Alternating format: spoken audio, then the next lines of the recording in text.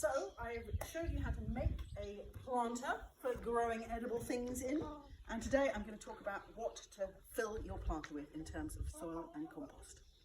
So before I give away the answer, I want to tell you about two things. First of all, this is soil. So soil, this is soil that I've just dug up from a veg bed round the corner. Soil has sort of four main ingredients. Ingredient number one is minerals, so that is broken down bits of rock. Ingredient number two is air. Ingredient number three is water. And the quantities of air and water, it's about 50% combined, but it varies depending on whether it's rained or not. And then the fourth ingredient, which is only a few percent of the total of your soil, is organic matter, so broken down leaves and roots and that kind of thing. So that is what soil is, mainly minerals, a bit of air and water, and a little bit of organic matter. So that was soil, and this is compost. So this is some homemade compost, and basically this is 100% broken down organic matter. So this is a combination of garden waste and kitchen waste that has been eaten by bacteria and fungi, and is generally darker in colour than soil.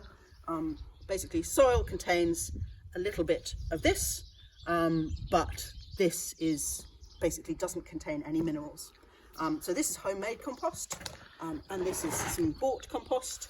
It's actually already been used, so it's got a bit of roots in it, but both of these 100% organic matter. So it's very common to go out and buy a bag of multi-purpose compost and use it in your pots, and that is totally fine, particularly for things that you're just growing for 1 year. So maybe a tomato plant that you basically throw out after the first year.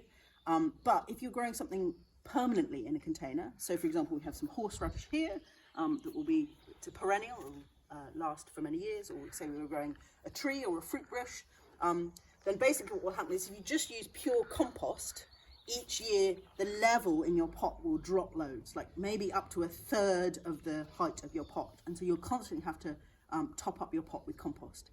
And so what you need for that permanent planting is something a bit more stable, something with a bit more body to it, and that's where we basically have a combination of soil and compost, and it's known as a loam-based compost.